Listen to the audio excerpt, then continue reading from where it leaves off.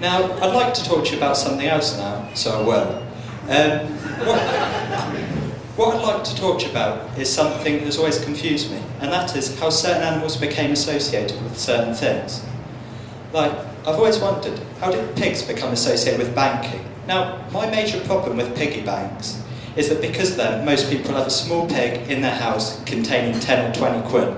Now, I feel this can be misleading, because imagine my surprise when I stumbled across a massive pig in a field.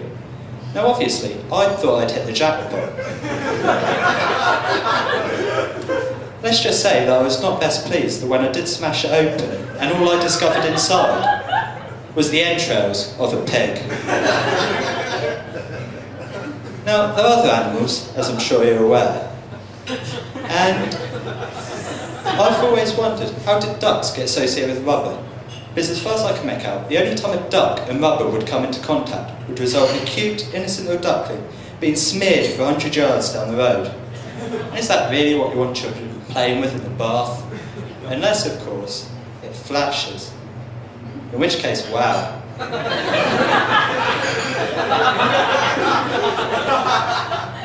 Technology these days.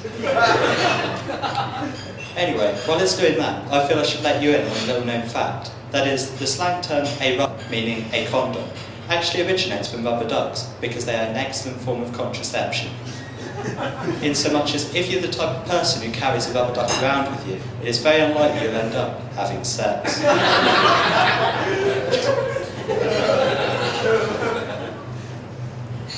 Now, I feel like I should talk to you about something else again, because I can.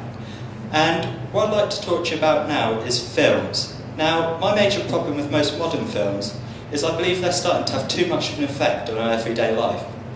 Now, I feel a prime example of this is probably the film Inception, because now, solely because of that film, you can type into Google the non-existent word dogception, and the top search result is an image of a dog whose markings on its back look like another dog.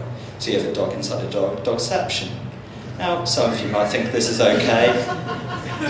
Others of you may even find it funny. But I think you've got to ask yourself, where's it going to end?